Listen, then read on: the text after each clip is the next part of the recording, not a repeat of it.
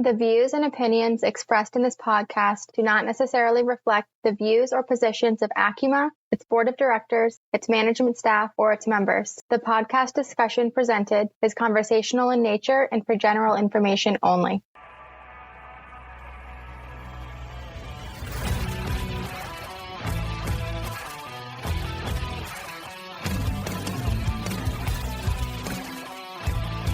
This is Acuma Point Podcast. On today's episode, we're sitting down with a friend of Acuma, gaining her insights on the world of home equity and how credit unions can continue to see growth in today's market.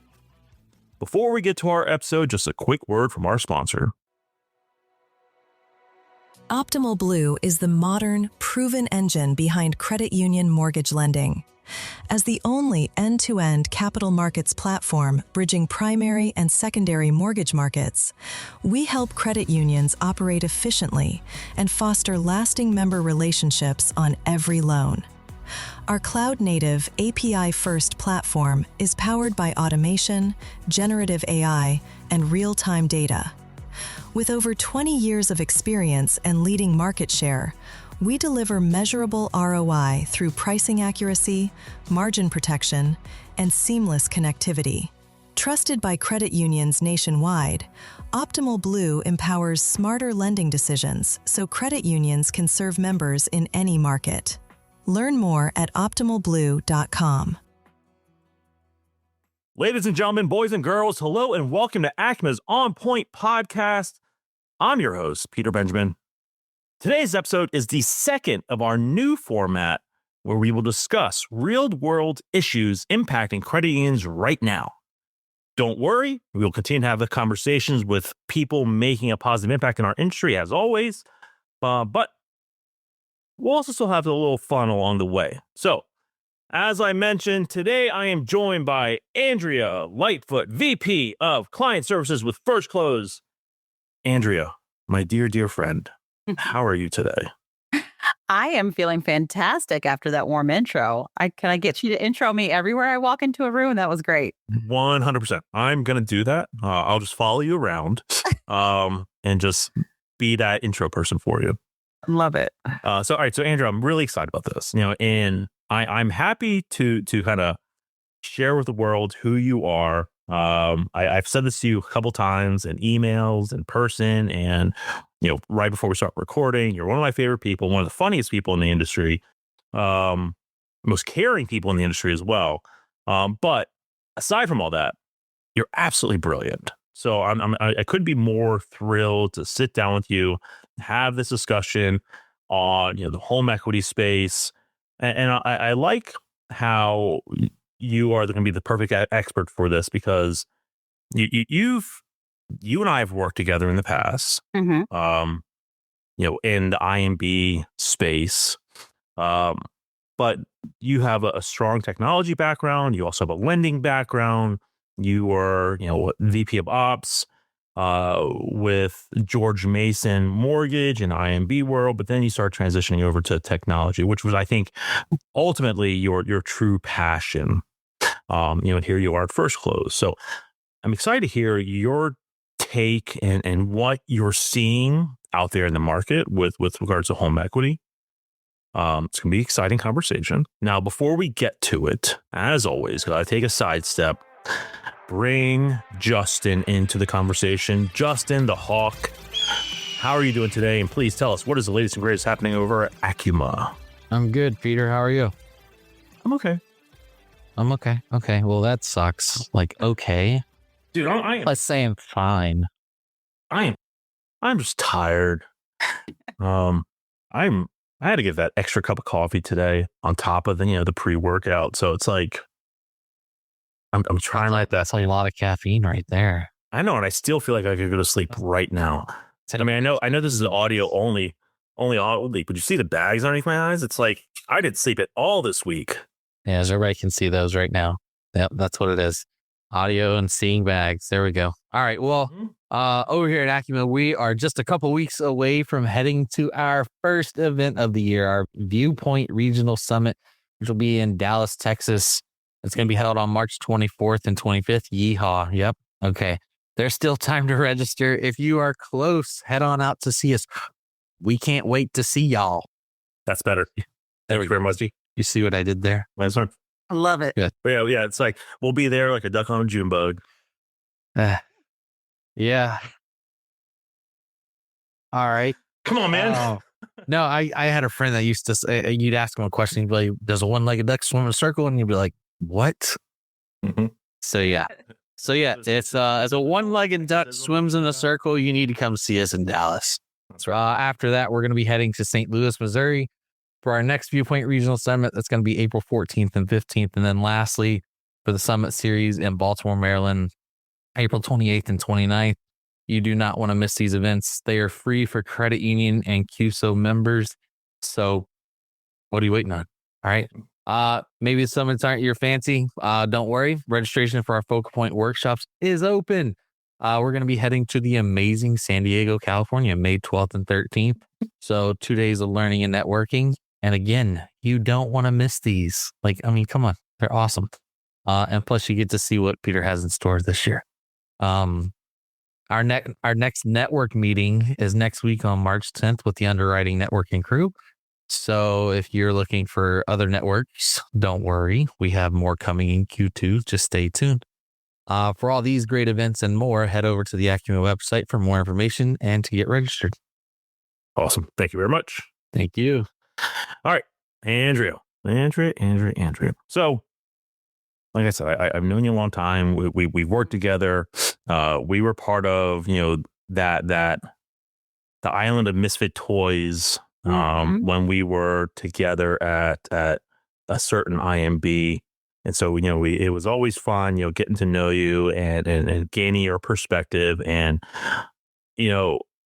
as being part of the Island of Misfit Toys at that old company, I just learned how absolutely brilliant and underutilized you were at that organization. So I'm thrilled to see you thrive throughout your career.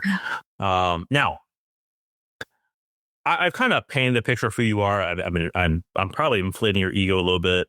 But I think the kids call that glazing. You're glazing right now, Peter, and I'm loving it. I'm here for it. No, I can keep it up. I can do this all day long. But for those that do not know you, which I'd be shocked if I could find someone who doesn't. Please. All right. So who is Andria? Let's start with that. Yeah. Well, before I jump into the CV, which is probably the least exciting part. No, you can take that personally. I'm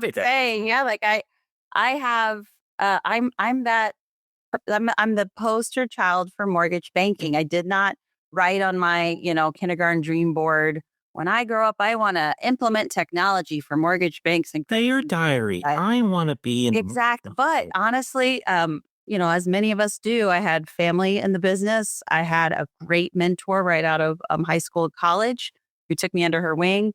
And the thing that's most near and dear to my heart is I got to live out kind of my own. It was a dream to eventually work with credit unions because every Christmas Eve we would watch It's a Wonderful Life. And I identified with George Bailey in terms of wanting to help the community, sticking up against old Potter, like getting in there and being like, we can do this better for our neighbors, our friends. That drive of giving back. I went to an undergraduate school that our motto was enter to learn, go forth to serve.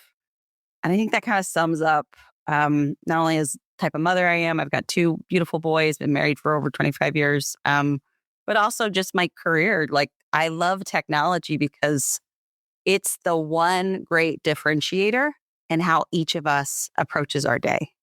You can factor in attitude, you can factor in grit and all these other things, right? Read a good Harvard Business Review journal article on that topic. But ultimately, look at what AI is doing. We're all kind of, beholden to how well we can learn and consume and then advance in our knowledge of technology. So to me, that's the great equalizer. And I wanted to be a part of that. And I wanted to help people in deep, meaningful ways that I could see represented in my community.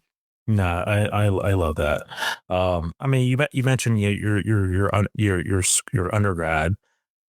Correct me if I'm wrong. I might be wrong.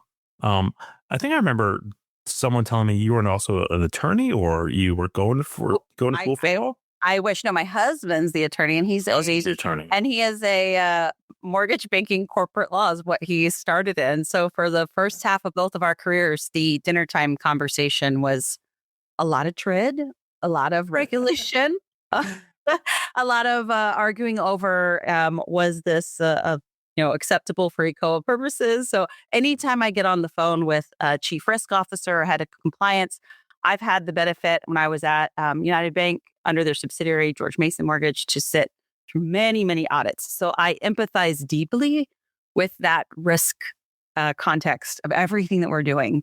It's kind of one of my favorite parts of getting on site with customers is not just talking to them about their process, but what past compliance decisions are holding us hostage on how we're thinking creatively about solving new problems. Right. I mean, I love that. I love it. But I do know you have like your PMP, right? So. Yeah, but I did get a master's at Georgetown. Sorry, okay. Tease it out of me. You see a technology from Georgetown, but a lot of that again, lying was schools that have, I think, a mission-driven purpose. That's what I love. I mean, I'll shout out Acumen. Like, this is the organization that when we come on site, we've been at Curins and Peter and team. His first question is always, what more can I do for my members so they can help their members? That to me is just the reason why I'm getting out of bed every day. Love that. To see that progress. Love that. All right. So, obviously, and thank you very much for walking us through that. And you've been on all sides, right? You had this passion for credit unions. A few weeks back, you and I had, because you were also in the DC area, one of the cool kids in the DC area. Yeah. We were able to grab breakfast together. And I just love your passion for our industry, but more importantly, credit unions. And, here you are at FirstClose, right? FirstClose is a technology provider that, really specializes in supporting, home equity, right? Mm-hmm. And so, I'm happy that we're having this conversation because home equity in the past few years has really taken the priority over everything else in credit unions when it comes to real estate lending. And I'm not saying that is a negative. It's listen, if you have this product that people want, sell it. Mm-hmm. But there's always peaks and valleys. There's always times where mortgage is going to take priority. HELOC takes the back seat. Mm-hmm. But I think for us as credit unions, we really need to be consistent in that, right? Continue to focus on it. People are always going to want home equity, right? Sometimes it's going to be the better option than refinancing. Mm-hmm. So how can we? I think that's why we're having this conversation today. It's I guess I'll jump right into it. So when it comes to when you're out there, and you talk to a lot of credit unions and how you can support them with home equity and really strengthen their home equity, product. What are you seeing happening in, the home equity market, with it can be HELOC, it can be fixed equity loans, doesn't really matter. Are credit unions still focused on this product? And do you feel like there is demand? Are members still seeking this out, and because of that, people are wanting to grow, their product? I mean, what's this market look like when it comes to home equity based off what you're seeing? Yeah, and I have to say, the credit unions see the potential when you hear numbers like 38 trillion of untappable equity. That's a highly contested number. Sometimes you'll see it in the high 20s, 20 trillion still, 28, 26 trillion, still a lot of equity to go out and tackle. And when IMBs look at the HELOC product as mostly margin thin and on life support, and therefore, even if demand's high, how do you actually capitalize on that? Credit unions are in a very unique spot to come in and win the day in this space. National Association of Realtors just came out end of Q4. We're all watching the stats. We're all anxiously waiting for credit updates, VIPs and all that. It's interesting that NAR said if you have rates hitting 6%, that's their magic 8-ball number going into 26 this year. and median home prices are still going to grow at least minimum 4%. There's so much equity still out there with, this is the important cross section, I think, that credit unions understand, because you have the data for your membership. You know exactly what TransUnion is out on they're on the rooftops shouting 80% of those with homes with that amount of equity are at 720 FICO scores and above. So this is not going out and running, race to the bottom just to get volume. This is a huge opportunity to expand your cross-sell function at the credit union. How many meetings are we all on about the upsell, cross-sell function? Got to get more members in, got to retain members for life. If that's the marching order at the highest strategic level, I'm seeing credit unions chair swivel directly into their HELOC strategy and go, great. Either one of two things, consolidate consumer into mortgage or mortgage into consumer. We're seeing a lot of that movement in our credit base. Or they're going out and, as I jokingly called it when I was in community banking, it's the Pac-Man maneuver. Think of the little mouth eating the small circles, right? We're seeing so much consolidation. I'm sure you guys get a lot of questions on this on the podcast of when's the right time? What do I look for on the balance sheet? It's actually looking at the portfolio for HELOCs that comes up quite a bit because there's so much potential there relative to growing just total volume and units on that side of the house. I mean, so you mentioned like that magic number of 6%, and we've talked about this, for the past few years, and we've really said that number this whole time as well. 6% is when people are really going to kind of come out of their shell and figure out something, right? Takes steps, right? I think right now you have a lot of people that are sitting on the sidelines because, and I'm using just an example, right? Interest rates are 7%, even though they're not 7%. Interest rates are 7%. And because they hear that on the news, they're not going to even look, right? And so once we start getting to that 6%, people will start taking advantage or start looking at the possible options they have available. To that point are, and our credit unions, that you talk to, and the credit unions that are clients of yours, are they preparing for this, or is this more about they have the need, they have the demand, and they just have to improve their processes, their procedures, their products? When we go down that list of everything that they can improve, yeah, what is it? Yeah. Sorry, go ahead, Peter. No, no. Please, this is your show. The part on the credit union side that I keep hearing, and I was just on site last week. I love getting out and traveling, meeting with our customers. We are, 95% book of business credit unions is what we do.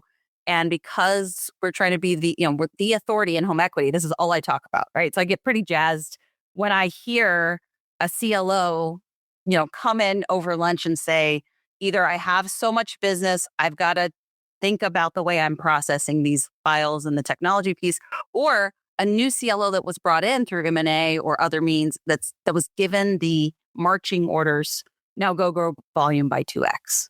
So I think both camps are out there pretty active right now. And the ones that are winning the day are those that actually stop and go, whoa, wait. Yeah, there's operational stuff. Maybe we're stuck with a core we can't change. Maybe I'm understaffed and I myself am wearing many hats in leadership. I think those listening in are probably in that bucket, right? That's just kind of the gig at a credit union. But what is fascinating is that both camps are finally realizing, like the warning bells are going off, that you can't treat equity like First Trust residential mortgage. You can't. That 100%, if you're taking your thinking and applying it on a standard, even a closed-end second to the equity space, you're losing that momentum because you're thinking in terms of that intake form, when really what we're seeing that moves the needle is focusing on member shopping experience. We all want to have an Amazon experience. I do. If I get on a website and it's like, oh my gosh, this took me too many clicks, I forget if it's also now financially charged or emotionally charged. I'm done, right? So if you're out there with a PDF in your branch, thinking that you're going to grow HELOCs, that first step into evaluating, okay, what do we need to do? How do we start playing in the space? Is actually not worrying about what your core is on the back end. It's thinking about that upfront member experience and shift your own thinking. Think about credit cards. I mean, how many people are shopping for credit cards walking into a branch? 0%, right? People are walking into the branch to shop for a car loan. All your auto loan business, your credit card business has moved digital. You've seen how to compete. Now we just give a nudge and give a product and give some technology solutions to get into the shopping experience. And then I think that is where now, looking across the demographics of, again, full disclosure, as a geriatric millennial on this show, Peter as well, our youngers, the Gen Zs that are coming in, that's the market capture for the membership that comes up on every board meeting. I'm sure quarter over quarter, it's like, we don't have Gen Z membership up. So getting into the place of, yes, they're looking to expand. If they're already there, they're going to Pac-Man that business. Or when they evaluate, if they have analysis paralysis, we step in and go, whoa, hold on. This is actually an easy equation to solve for. Let's just, the one bite of the elephant, right? The first bite, member intake. You got a PDF, you got some widget on a website. It's probably where you want to start to shift thinking. So, a couple things. I want to go back to one of the first things you said is not treating home equity like mortgage. And so the reason I want to go back to this is because really for the past 4 years, and I've been, president of this association, actually 4 years and a few days. Nice. Happy anniversary. Thank you. Congrats. Thanks. We've been pushing to get home equity out of consumer, right?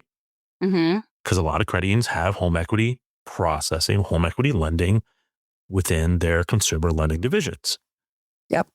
But now you're saying, whoa.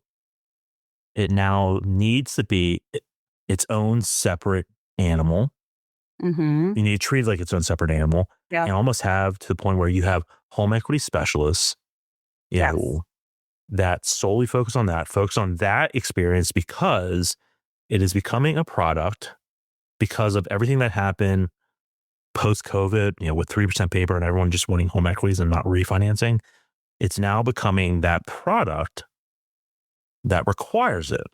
And I love that you said that, because I think the smart credit unions do that. Mm-hmm. I'm not saying there's smart and not smart, but I'm saying there's credit unions out there that have always done that, right? They focus on that member experience, and so therefore they have it separated. So to that point, here's the next question.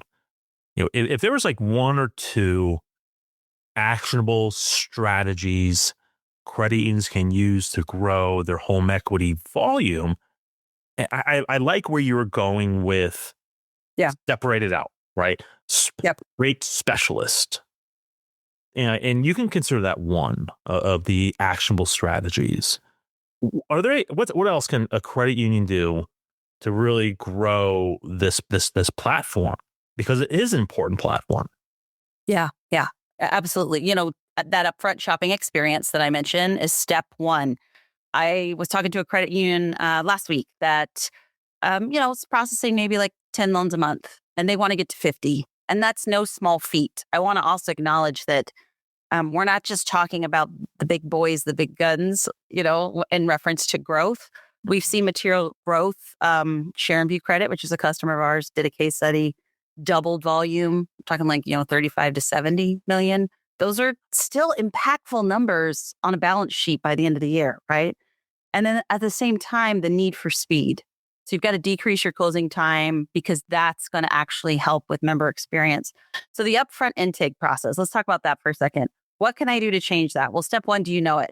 Has someone come in, has that HELOC specialist come in and evaluated and said, wait a second, we're running a member through a very labor-intensive, high paper, regulated process as if it's a TRID loan, when it's not. It's not. We have some leniency. We have a little bit of flexibility in our credit risk posture there. So take a look at how that file is coming in and what technology are you leveraging? There's a lot of good. We're one of many in the marketplace, and I want to see credit unions win And I would love to see you just challenge the thinking that it's not because the program stinks, like our rates aren't good, we don't have a teaser rate, we're not going fast enough. You would be surprised how often a member is happy with a transparent, stable, predictable process that is digital. So, okay, I'm at a 40-day close. Well, I know our product gets folks down to a 10-day close. We have several case studies that are less than that, depending on the state footprint. But you yourself could do that by simply moving away from an old, outdated, give me your name and phone number, and someone from the branch is going to call you back. Or walk into the branch, and the branch isn't even helping sell the HELOC because they've got to find the piece of paper, put it in front of the member, ask them to start completing it, right? There's this whole idea of reduced friction, because if demand's high, friction actually hits you twice. It's hitting you at the point of thought where the member doesn't even want to, it's like, this is too much. This is overwhelming already. Make this easier for me. And it's going to hit you again, even if you do pull that member in and now you're like, oh, death by 1,000. I need this pay stub. I need this one thing. Oh, now I can't close you. Can you come in here? Let's schedule you there. 6 weeks later, you get your money. They want to say hello and get that money in the HELOC space. That's a very different expectation we got to work with. So your upfront technology, do not fear. There are bolt-ons. These are integrated platforms. IT and security are not going to panic, okay? There's a lot of good solutions out there for you that allow you to keep your core, and we can work around that and still optimize that front end. The second one I really want to talk about that's actually, you would think it'd be back shop automation, it's more tech stuff. No, actually it's credit risk. Your portfolio management has two key factors that are sitting there waiting to be capitalized on. One is, when was the last time you evaluated those underwriting guidelines? Have you taken a look at the Vantage Score 4.0 or FICO 10T? Are you guys even, are you looking at that? What kind of title products are you using? Are you trying to use a First Trust title product with full binder, ICL, blah, blah, right? And you could be doing a 3-day turn time title search, most recent, conveyance, 24 months chain of title, tax info, lien and legal vesting, liens and judgments. Boom. You got that sucker in like a day or two. That's different than I waited around for a week and a half to get title work, because title work is just the one title company I use for both sides of the house. So credit risk is the second thing I'd say, Peter, is just even taking that step back. I think, when there's decision by committee, nobody wants to have to go back to the committee and go, hey, hi, HELOC division over here. What can we do? But what we like to do is I'll actually step in as the technology provider and ask during our discovery phase for those meetings with compliance in the room, for credit risk in the capital markets in the room, and try to understand, can you justify those decisions now in 2026 that might have been made 10 years ago in a very different regulatory environment? And you actually, started, going down a path of, the credit risk, and totally stole my thunder with regards to one of my questions. But how do you balance that credit risk between growth? Mm-hmm. And I guess you have growth, you have risk, but then you also have the member experience, right? How do you find balance between really all three of them? Because all too often, credit unions, because of, we'll call it financial constraints, we'll call it operational when it comes, headcount constraints, tend to go overboard on risk. Yep. And growth is put in the back burner. And we'll say member experience is number 2. Let's still have risk. They focus on member experience, but then growth, whatever, right? Yeah. How do you find that balance between all three pillars? Well, growth right now, at least from what I'm seeing in the data from our friends over at CoreLogic and others, is showing that the HELOC average loan amount is like just north of like $150, $175, give or take $1,000. And so I think the stringent guidelines for the one-off borrower that's taking out a $500,000 HELOC, a $400,000 HELOC, I'm not challenging that with greater, with greater risk for a Rio, right? You've got to be able to collect on that property. You have to be in the right lien position. All of that makes sense to me, right? I'm not over here arguing that we have to start becoming non-QM, 100% LTVs, but within reasonable guidelines, still with a 20% equity buffer in this market, with an 80% LTV max, I am seeing a level of just conservativeness on these loans that is shocking. Something like, well, we can't order an AVM. We can't trust an AVM on a loan amount that's $100,000. And my first question is, do you know why? What happened that informed that decision? And two, let me put you in touch with our friends at MISMO, because we have a new AVM standard. We have the new AVM regulation that came out in October. That to me is part of the package of being in an association like Acuma, is you're getting real-time information that's shifting the way you're going to then layer your tranches of credit risk. So I think the balance is, be balanced in the places that you still can serve your mission and vision for the credit union without risking something in the portfolio. Okay. So I think when you actually look at the low-hanging fruit, those smaller loan amounts, still 80% LTVs, you will have an opportunity to work your portfolio. Everybody on this that's listening to this podcast has some CRM that they can look at. Let the data guide you. Go look at your list of defaults in the last 24 months. I guarantee they're not happening in that lower bracket, and start doing some targeted marketing that actually lets your members know, we want to keep you here. We want your business. We want to see you grow. Your kids are going off to college. You got to, instead of that car note, let's get you an equity loan. Let's get you something that's flexible for where you are for life within the credit union. So to me, the balance is be strategic and where you're placing that growth trajectory. Don't feel like you have to do it up and down the risk layers. Love that. And real quick, shout out to Acuma member Sharon View for, I read that case study. It was fantastic to see their volume. Kelton Graham is the man. H.H. Guthmiller. Yeah. H.H. Guthmiller is awesome. So I mean, Great absolutely. Job. It's a great, So I'm not surprised that they're doing special stuff. But anyways, all right. So, I want to continue this conversation, but unfortunately we have officially pushed time. So I'm going to wrap up with the same last question I ask everybody before we transition to the second segment. What keeps you going? So I'm never going to get, past, the human factor of this. And I appreciate you walking us through what you're seeing in the home equity world. But the big question is, what keeps you going? What keeps fueling you forward, in our industry, in life? It doesn't really matter. I, every day, try to challenge myself to wake up with the intent to change somebody else's life for the better, even if that's something really small, right?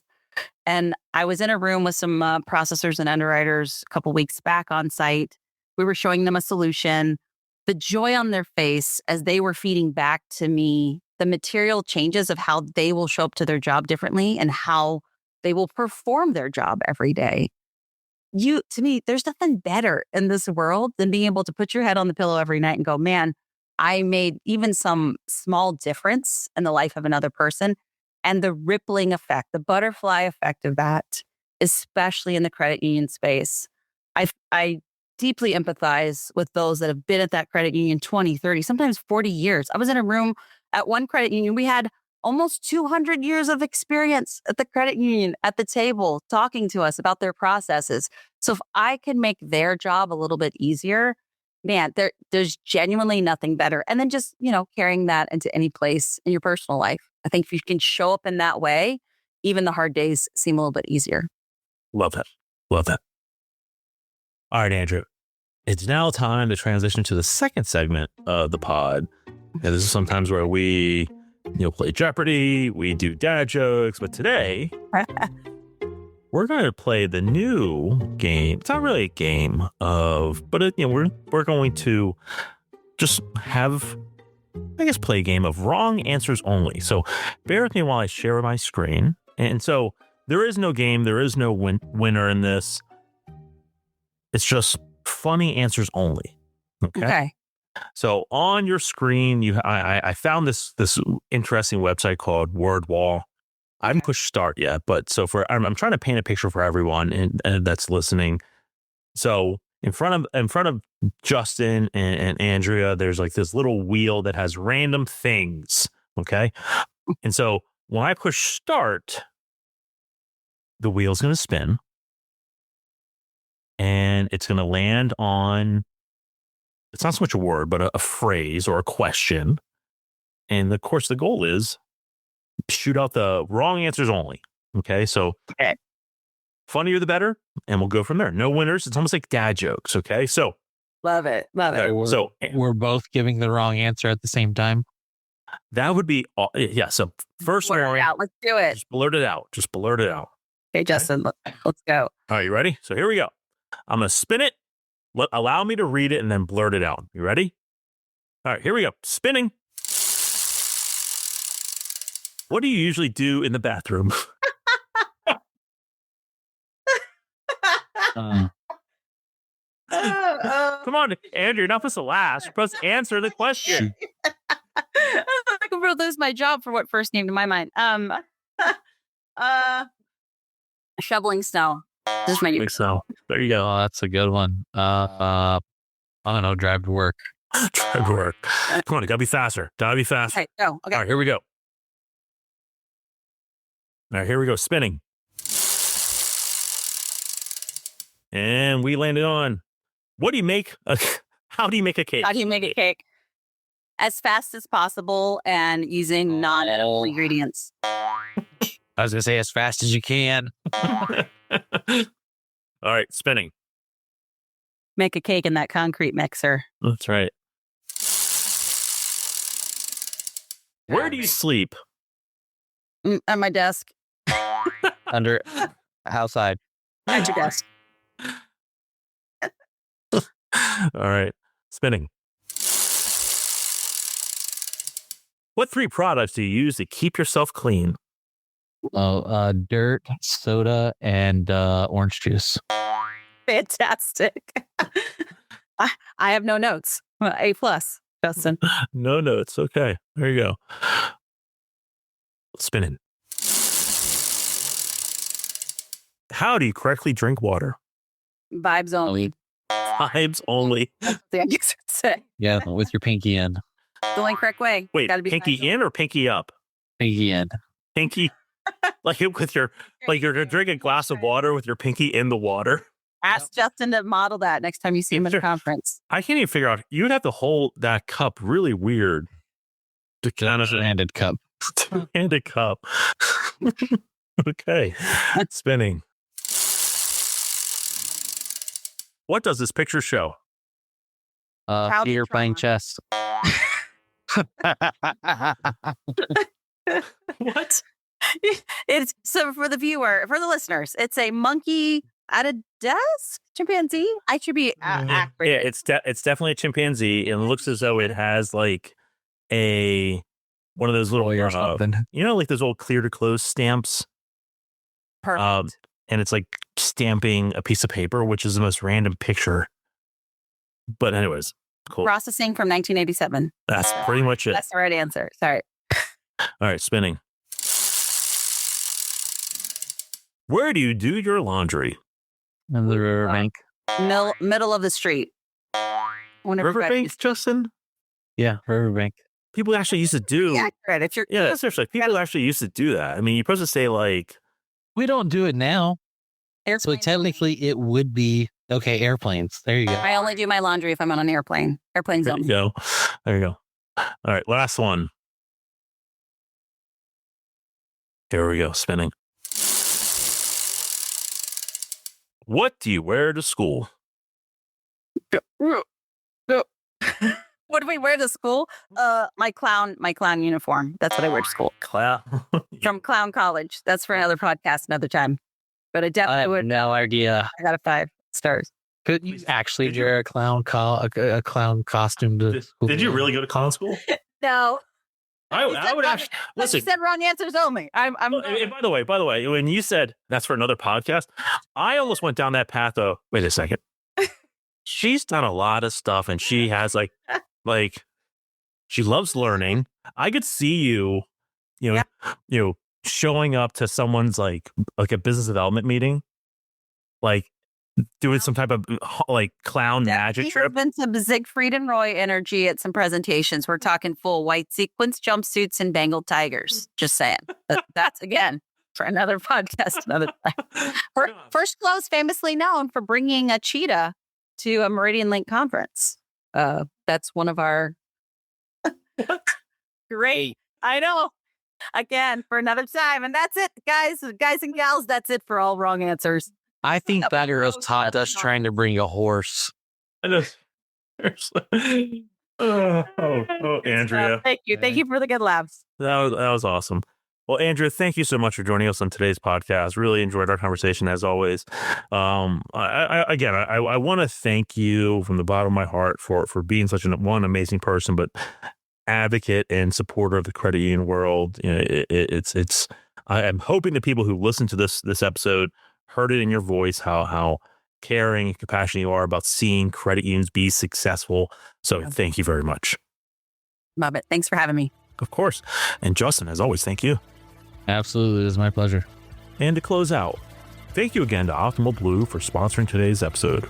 And to all of you, we know your time is valuable. Thank you for tuning in to the latest episode of Acuma's On Point podcast. We hope you enjoyed it.